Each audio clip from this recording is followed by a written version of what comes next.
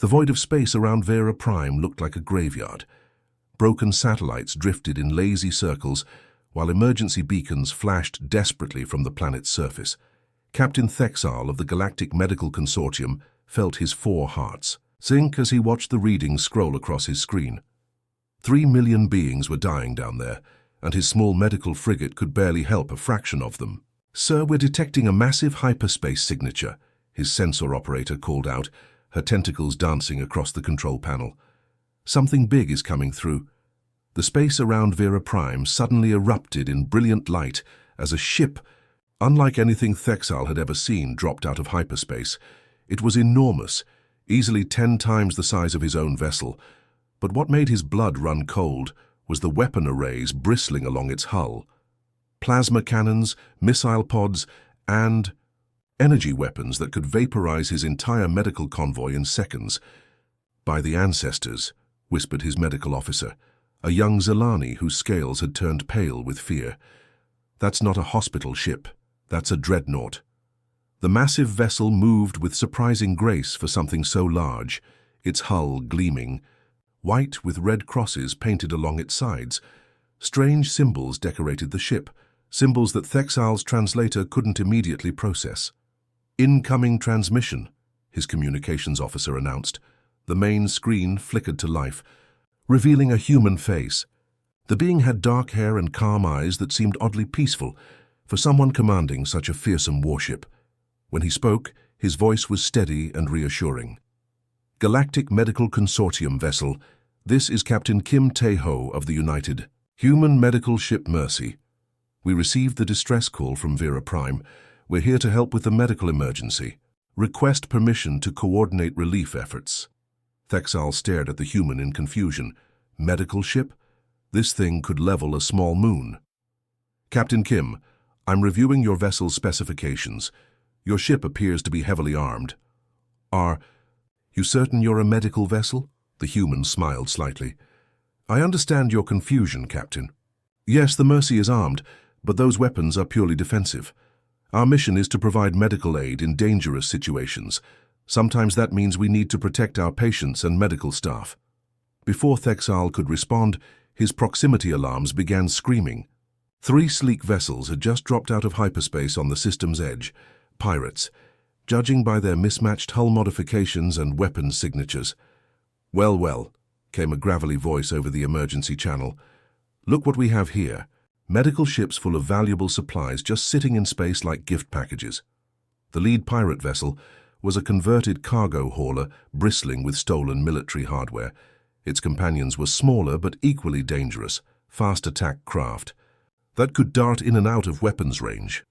"Attention medical vessels," the pirate captain continued. "You will transfer all medical supplies, equipment, and anything else of value to our ships. Resist, and we'll space the lot of you." Thexal felt panic rising in his chest. His medical frigates had no weapons, no shields worth mentioning. They were sitting ducks out here. He was about to order his ships to scatter when the human captain's voice cut through the chaos. "All consortium vessels, move to minimum safe distance immediately. We'll handle this situation." The massive human ship began to move, and Thexal watched in amazement as it positioned itself directly between the pirates and his vulnerable medical convoy. The Mercy's shields came online with a brilliant blue glow that seemed to push back the darkness of space itself. "Human vessel," the pirate captain snarled. "You're outnumbered 3 to 1. Stand down or we'll blow you to atoms." Captain Kim's response was calm and measured. "Pirate vessels, you are threatening medical personnel engaged in humanitarian relief operations. Withdraw immediately or face the consequences." The pirates opened fire without another word. Plasma bolts and missile salvos streaked across space, slamming into the Mercy's shields. The human ship rocked under the impact, but its shields held firm. Thexal expected the human vessel to return fire with overwhelming force. Those weapon arrays could have vaporized all 3 pirate ships in seconds. Instead, something incredible happened. The Mercy's weapons fired with surgical precision. Instead of destroying the pirate vessels, the human ship's guns targeted specific systems. Engine components exploded in controlled bursts, Weapon arrays simply shut down as electromagnetic pulses fried their targeting systems. Within minutes, all 3 pirate ships were drifting helplessly in space, their crews alive but completely unable to fight. "Pirate vessels," Captain Kim announced. "Your engines and weapons have been disabled. You have 2 choices: surrender peacefully and receive medical attention for any injuries, or continue to resist and face more aggressive defensive measures." The pirate captain's voice had lost all its swagger. You could have killed us. Why didn't you?" Thexal found himself leaning forward, equally curious about the answer. "Because we're a medical ship," Captain Kim replied simply. "We don't kill people. We save lives. Even yours, if necessary." The implications hit Thexal like a physical blow. These humans had created warships designed not to destroy, but to protect. They had weaponized mercy itself. The space around Kepler Station looked like hell itself had opened up. Lieutenant Commander Park Ji-woo stood on the bridge of the Mercy, watching 4 different alien fleets tear each other apart in a brutal dance of death and destruction. Laser beams crisscrossed the void like deadly lightning, while massive explosions lit up the darkness as ships died in brilliant fireballs. "Captain Lee," Ji-woo called out, his voice tight with tension, "the tactical situation is getting worse by the minute. The Cathari Empire has brought in 3 heavy cruisers. The Zenthari Republic just deployed their new plasma destroyers. The Vectar Collective is using some kind of gravity weapon that's literally crushing ships, and the Helix Federation has those swarm fighters that move like angry insects." Captain Lee Min-ho studied the holographic display floating in front of him. Red dots representing enemy ships moved in chaotic patterns, firing at anything that wasn't their own. But scattered throughout the battlefield were smaller yellow dots, escape pods, damaged fighters, and crippled vessels full of dying beings. "Sir," called out Ensign Nam So-young from the communications station, "we're getting distress calls on 17 different frequencies. Medical emergencies across all 4 fleets. The casualty reports are—" She paused, her face pale. "They're horrible." The main view screen showed the carnage in devastating detail. Our Cathari battleship split in half, its crew compartments exposed to the vacuum of space. Zenthari fighters spinning out of control, their pilots unconscious from G-force trauma. A Vectar medical transport, ironically, had taken a direct hit and was venting atmosphere and wounded crew members into the void. "Captain," Ji-woo said quietly, "this isn't our fight. None of these species are allied with humanity. Some of them have attacked our colonies in the past." Lee Min-ho nodded grimly. He knew the history. The Cathari had destroyed 2 human research stations just 5 years ago. The Zenthari considered humans to be inferior and had refused all diplomatic contact. But as he watched another explosion claim dozens of lives, his decision was already made. "Open a channel to all combatants," he ordered. The communications officer worked frantically at her console. "Sir, they're all using different protocols. It's going to take a minute to—" "Got it," she announced. "Broadcasting on all frequencies." Lee Min-ho's voice carried across the battlefield, cutting through the chaos of battle communications. "Attention. All vessels. This is Captain Lee Min-ho of the United Human Medical Ship Mercy. We are here for your wounded, all of them. Transmitting medical sanctuary protocols now." The response was immediate and explosive. The Cathari Admiral's face appeared on screen, his reptilian features twisted with rage. His scales were blood-red with anger, and his fanged mouth opened to reveal rows of sharp teeth. "Human vessel, you dare interfere in Cathari business? Withdraw immediately, or we will add your wreckage to this battlefield." A second screen opened, showing the Zenthari fleet commander. The insectoid being's compound eyes glowed with fury as her mandibles clicked rapidly. "Soft-skinned mammals have no place in this conflict. Leave now or face the swarm." The Vectar Collective spoke through their cybernetic implants, their voices creating an eerie harmony. "Human consciousness is irrelevant to this engagement. Your biological forms will be processed if you remain." Captain Lee listened to all the threats calmly, then smiled slightly. "You're absolutely right. This isn't our conflict, but those are our patients floating in those escape pods." Without another word, The Mercy moved into the combat zone. The massive medical ship's shields flared to life, creating a brilliant blue bubble of energy around the vessel. Almost immediately, weapons fire from all 4 fleets began striking the shields. The ship rocked under the impact, but Lee had expected this. Jiwoo, begin rescue operations. Priority goes to the most critically wounded, regardless of species. Yes, sir? Jiwoo's fingers flew over his console. Tractor beam teams, start pulling in escape pods. Medical teams to all docking bays. Dr. Choi, we're about to get very busy. The Mercy's powerful tractor beams reached out like invisible hands, gently, pulling escape pods and damaged fighters away from the battle. A Cathari pilot, whose ship had been crippled, found himself being pulled aboard the human vessel alongside a Zenthari Marine who had been trying to kill him just minutes before.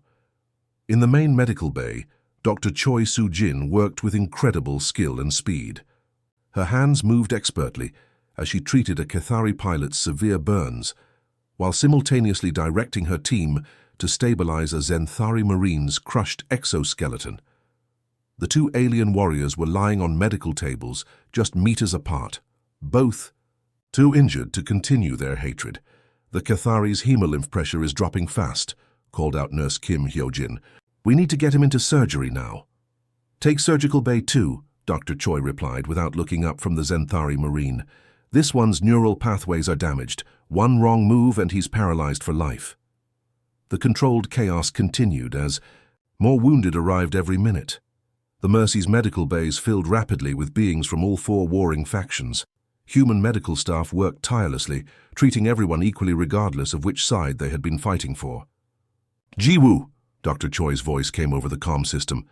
Emergency Surgical Bay 3 is at capacity. We need more space immediately. Converting Cargo Bay 5 to emergency medical, Jiwoo responded, his voice steady despite the stress. Teams of human engineers and medical technicians rushed to transform storage areas into operating rooms. Something remarkable began to happen as the rescue operations continued. The alien commanders noticed that the human ship was pulling wounded from all sides without discrimination. A Cathari escape pod was rescued alongside a Zenthari fighter. Vector drones were brought aboard and repaired next to Helix Federation pilots. Slowly, almost unconsciously, the warring fleets began to adjust their fire patterns. They continued fighting each other with the same brutal intensity, but somehow, their weapons began to avoid targeting the human medical ship directly. It was as if some unspoken agreement had formed. The humans were off limits.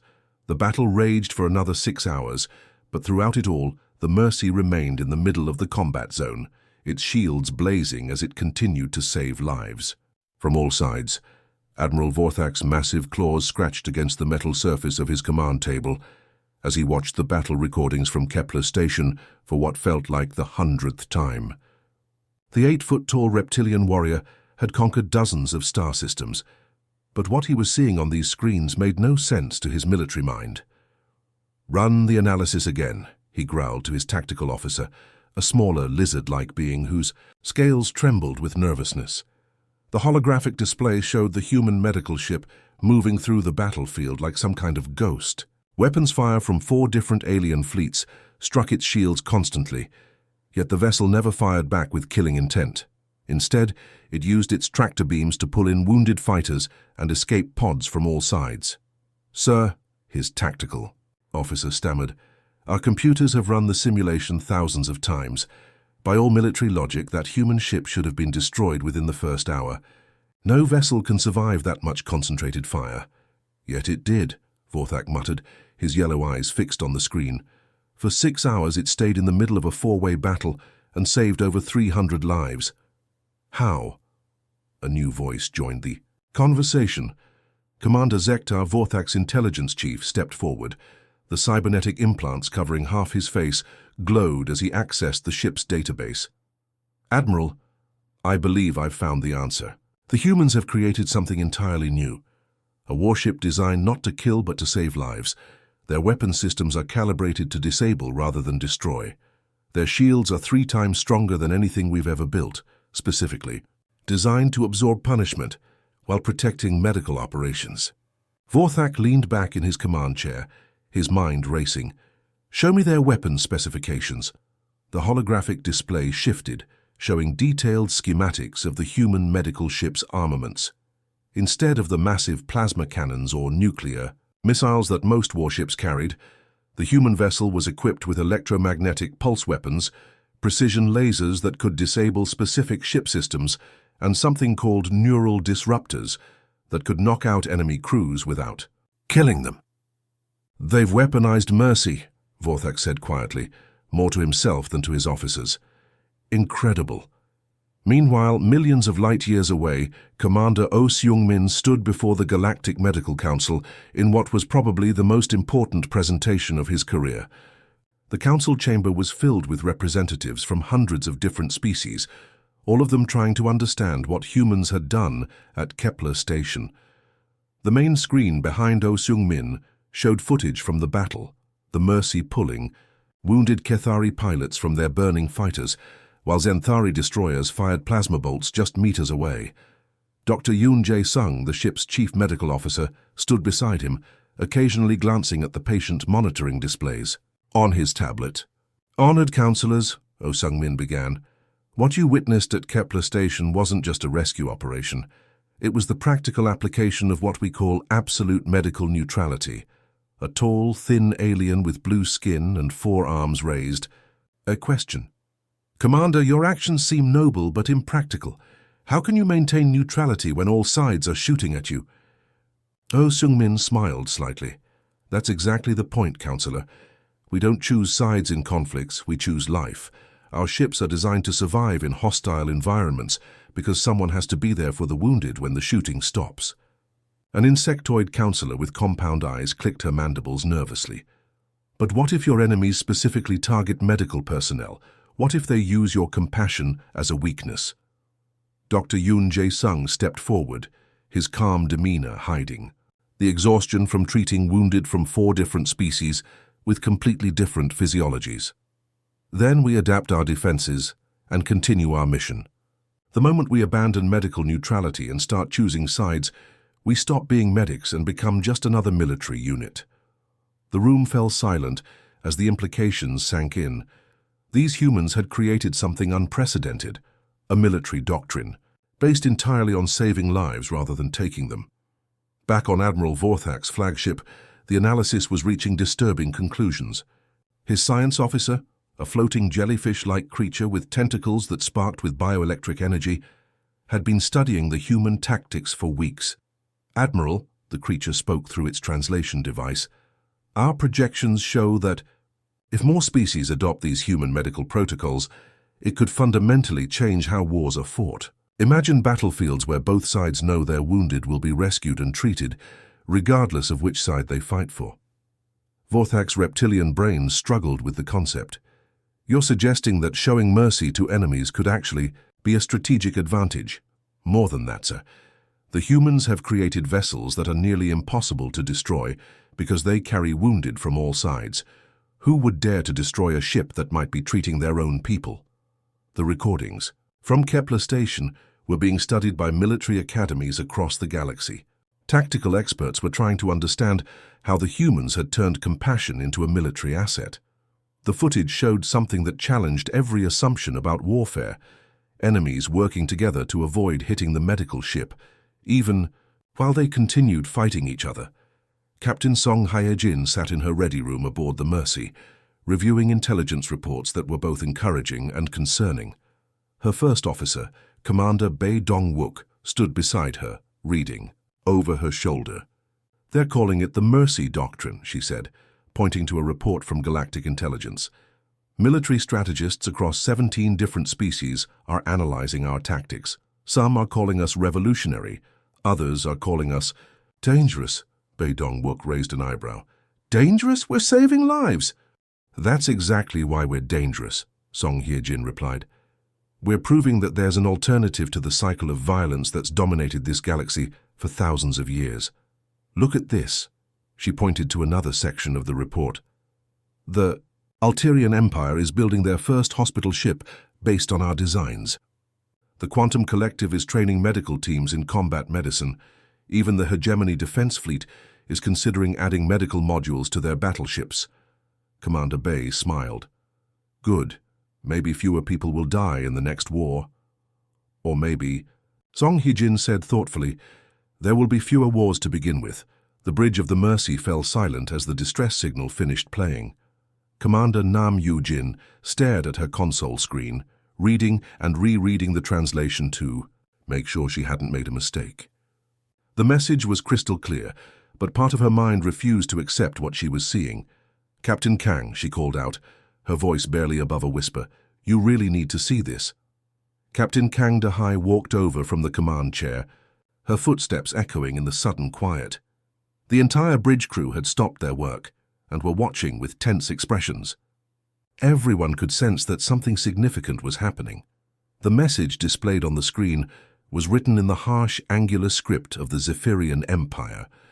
The translation software had converted it to standard human text, but the words themselves were like a punch to the gut. Zephyrian Imperial Dreadnought. Worldbreaker to any vessels in range. Critical system failure. Life support failing. 10,300 souls aboard, including civilian families. Ship breaking apart. Request immediate assistance. The name Worldbreaker hit the bridge crew like a physical blow. Everyone knew that ship. It was the same vessel that had led the attack on New Sol Colony, where 8 million humans had died, in nuclear fire. The same dreadnought that had glassed the research stations at Harmony Point and Eclipse Base. Lieutenant Cho Min-jae, the tactical officer, spoke first. His voice was tight with barely controlled anger. "Captain, that's the ship that killed my sister. She was on the civilian transport that tried to evacuate New Seoul." Ensign Park Sun-ho from engineering added quietly, "My parents were researchers at Harmony Point. They never even got to an escape pod." Captain Kang De-hai felt the weight of every eye on the bridge. These weren't just crew members. They were survivors. Every person under her command had lost someone to the Zephyrians. The purple-skinned aliens had shown no mercy when they attacked. Human worlds using planet-killing weapons against defenseless colonies. "Ma'am," reported Ensign Lim Woo-sung from communications, his hands shaking slightly as he worked his console, "Admiral Park is requesting a priority channel." The main screen flickered to life, showing Admiral Park Tae-yang's weathered face. The old man's eyes were heavy with understanding and pain. He had been there during the Zephyrian attacks, had seen the aftermath of their brutality firsthand.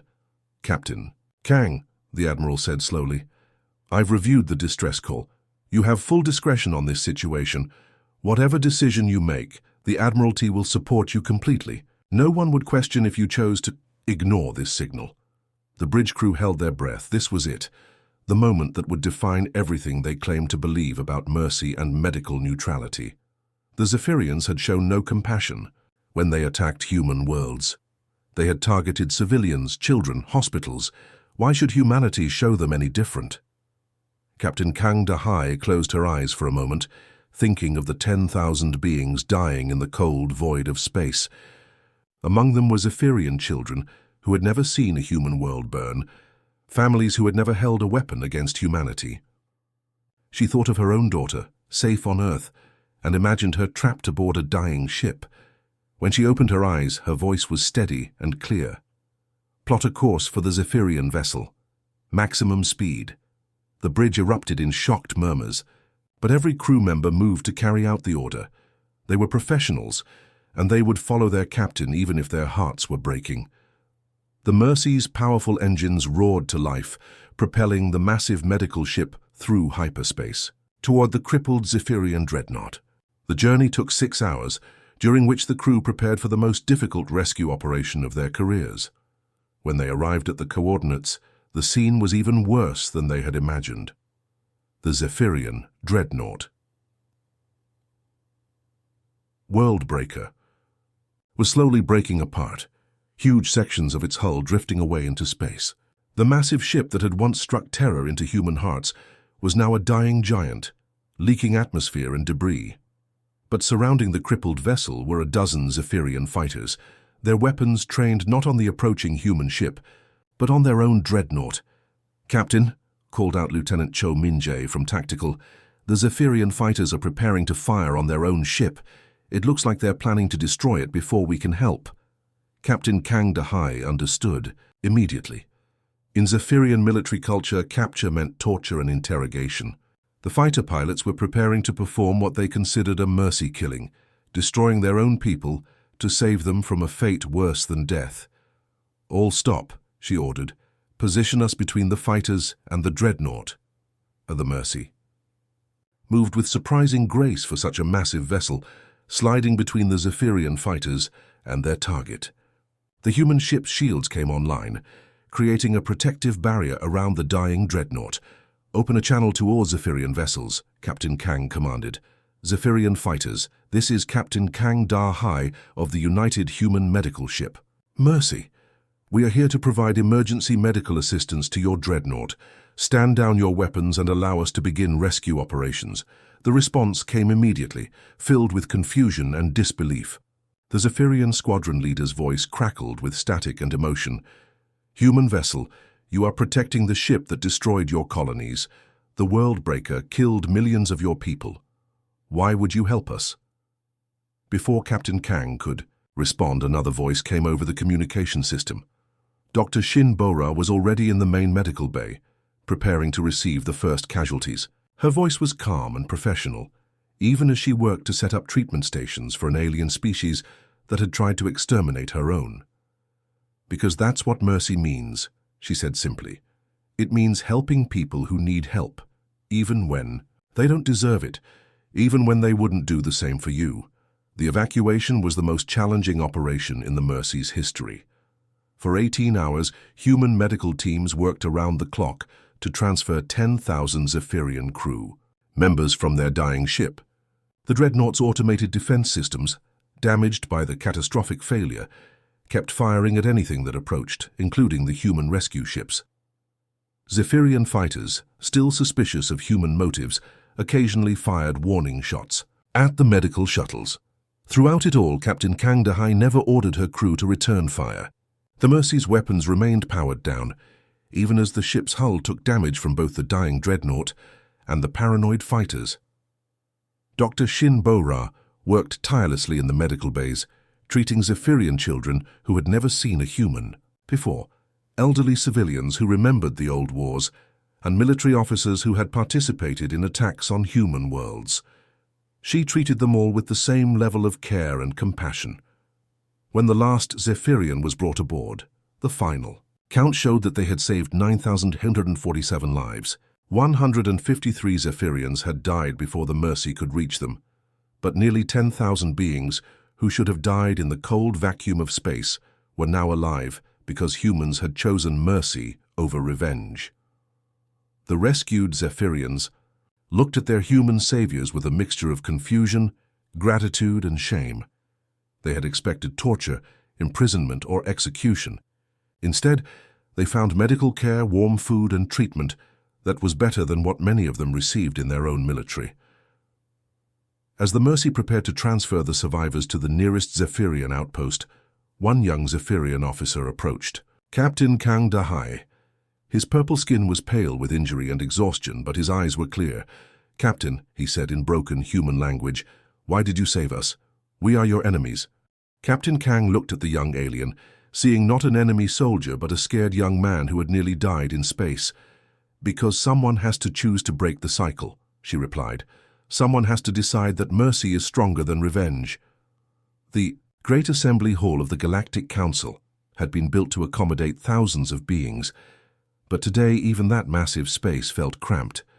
Representatives from over 400 different species packed every available seat, while others floated, crawled, or simply existed in the spaces between. The air itself seemed to hum with tension and anticipation. Captain Kang Da-hai stood at the central podium, a small human figure dwarfed by the enormous chamber around her. Above her head, massive holographic displays showed the faces of beings from across the galaxy, some with scales, others with tentacles, many with features that defied easy description. But all of them were watching her with the same intense focus. In the front row she could see Admiral Vorthak, the massive reptilian warrior whose life the Mercy had saved during the battle at Kepler Station. His yellow eyes, once filled with suspicion and hostility toward humans, now watched her with something that looked almost like respect. Next to him sat a group of Zephyrian representatives, including Commander Thelkar, one of the officers her crew had pulled from the dying Dreadnought just 6 months ago. The chief counselor was an ancient being whose species had no name that human vocal cords could pronounce. His people had been locked in endless warfare for over 2,000 years before humanity had even discovered fire. Now, as he leaned forward on his floating platform, his voice carried the weight of millennia. "Captain Kang Da-hai of the human species," he began, his words translated into hundreds of languages simultaneously. "The Great Assembly formally requests that you explain the meaning behind your medical vessel designations. This doctrine you call mercy has begun to spread across our galaxy like wildfire. 17 species have already begun construction of hospital ships based on human designs. Yet many of us still struggle to understand the true meaning of what you have accomplished." Kang Da-hai took a deep breath, feeling the weight of history pressing down on her shoulders. Behind her, the main display showed footage from the Mercy's missions, rescuing enemies at Vera Prime, saving lives at Kepler Station, pulling Zephyrian civilians from their dying dreadnought. Each image represented countless lives saved, countless moments when humanity had chosen compassion over revenge. "Honored delegates," she began, her voice carrying clearly through the chamber's advanced acoustic system, "I want to tell you about a word that has shaped everything we do. That word is mercy." She gestured to the images behind her, showing human medical teams working frantically to save alien lives. "Many of you know mercy as weakness. In your languages it means pity or softness, or the inability to do what must be done. But for humans, mercy means something very different." The chamber was completely silent now. Even the usual background noise of translators and life support systems seemed muted. "Mercy is not weakness," Kang Da-hai continued, her voice growing stronger. "Mercy is not simply being kind to those who are kind to you. True mercy is having the strength to heal your enemies when they are broken. It's having the courage to save those who would destroy you without hesitation. It's having the wisdom to know that every life in this galaxy has value, regardless of species, faction, or the terrible things they may have done." She paused, looking directly at the Zephyrian delegation. "6 months ago, my crew and I faced the ultimate test of our beliefs. We received a distress call from the Zephyrian dreadnought Worldbreaker, the same ship that had destroyed 3 human colonies and killed millions of my people. That ship was dying, with 10,000 souls aboard." Murmur ran through the assembly. Everyone knew this story by now, but hearing it from the captain herself was different. "My crew had every reason to ignore that call," she continued. "Everyone on my bridge had lost someone to the Zephyrians. I could have turned away and no one would have questioned my decision. But mercy isn't about deserving. It's about choosing. To heal instead of choosing to hate." She thought of Dr. Shin Bora, working 18 hours straight to save Zephyrian children whose own military had been preparing to kill them rather than let humans rescue them. She thought of her engineering teams who had risked their lives to transfer life support systems to a ship whose crew had once been their sworn enemies. "We saved 9,847 Zephyrian lives that day," she said quietly. "Among them were children who had never heard of humans before that moment. Families who had nothing to do with the attacks on our worlds. And yes, we also saved soldiers and officers who had participated in those attacks." Commander Thelkar stood up in the Zephyrian section, his purple skin flushed with emotion. "Captain Kang," he called out, "I was one of those officers. I commanded weapons that destroyed human cities. Why did you save me?" The question hung in the air like a challenge. Kang Da-hai met his gaze directly. "Because mercy doesn't ask if someone deserves to be saved. Mercy asks if someone needs to be saved, and you needed to be saved."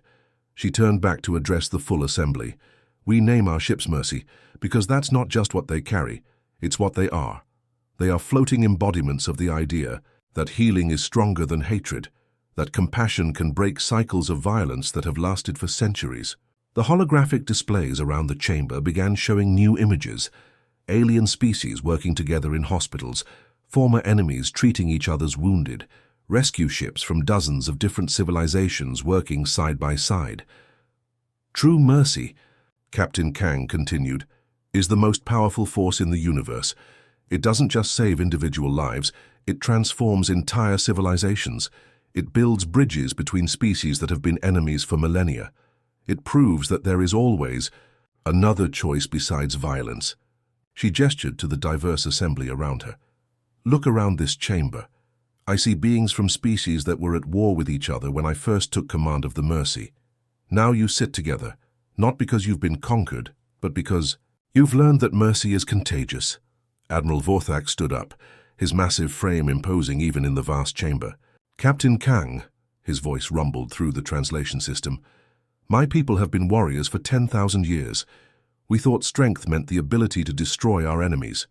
You have shown us that true strength means the ability to save them. The chamber erupted in a sound unlike anything ever heard in the council halls before. Hundreds of different species, each showing approval in their own way. Some clapped, others clicked mandibles, many simply raised limbs or appendages in salute. As the demonstration continued, Kang Dahai thought about what had happened in the months since the Zephyrian rescue. The first non-human mercy ship had been launched by the Cathari Republic, a species that had been known for their ruthless military efficiency. They named it Mercy's Light, in honor of the human doctrine. Within weeks, other species had followed. The insectoid Zenthari built hospital ships they called healing swarms. The cybernetic Vector Collective created medical vessels named compassion nodes. Even the warlike hegemony had begun adding medical modules to their battle fleets. The transformation hadn't been limited to technology. Medical academies across the galaxy were teaching human-developed protocols for treating wounded enemies. Military colleges were adding courses on medical neutrality. Children of species that had been at war for generations were growing up learning that there was another way to resolve conflicts. As the applause finally died down, Captain Kang Dahai offered her final words to the assembly. The Mercy and her crew will continue our mission, but we are no longer alone. Every species in this chamber now has the power to choose mercy over revenge, healing over hatred. That choice, made by billions of individuals across thousands of worlds, will transform our galaxy in ways we can barely imagine. The session ended with something unprecedented in Council history, a unanimous resolution to establish the Galactic Medical Corps, a joint organization dedicated to providing medical aid in conflict zones regardless of politics or species loyalty. 6 months later, Captain Kang Dahai stood on the bridge of the Mercy as they responded to another emergency. But this time they weren't alone.